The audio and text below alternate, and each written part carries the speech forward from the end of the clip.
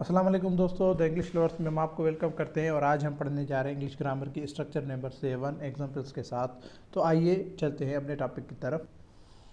तो इसके जो मीनिंग है स्ट्रक्चर की वो है मतलब नहीं है, या मतलब ना था या नहीं था।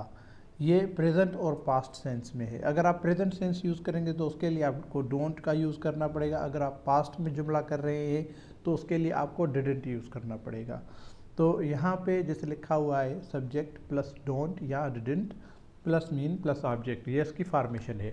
और नीचे जो एग्जांपल है, मेरा दिल दुखाने का मकसद या मतलब नहीं था, I didn't mean to hurt you. इन नीचे दोनों में से आप कोई भी वर्ड यूज़ कर सकते हैं, का मकसद या मतलब दोनों ही एक बात है।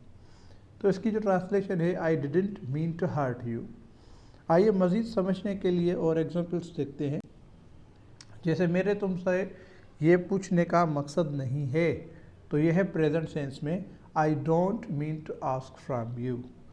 आप अगर इस पर जुमला बढ़ाना चाहें तो आप उस जुमले को बढ़ा भी सकते हैं, कोई मसला नहीं है। जैसे नीचे लिखा हुआ है, आपसे पैसे वसूल करने का मतलब ये नहीं था कि आप कुछ भी मुझे कहें। It didn't mean to receive money from you that you say anything to मी।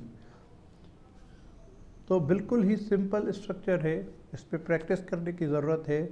आप प्रैक्टिस करें, आपको समझ में आ जाएगी। आपने अभी तक हमारे चैनल को सब्सक्राइब नहीं किया है तो जल्द से जल्द हमारे चैनल को सब्सक्राइब करें, साथ ही बेल आइकन के बटन को लाजमी प्रेस करें और हमारी वीडियो को लाइक करें, कमेंट करें और दोस्तों के साथ लाजमी शेयर करें। आप हमें यूट्यूब, फेसबुक, इंस्टाग्राम और ट्विटर पर भी फॉलो कर सकते हैं। शुक्रिया।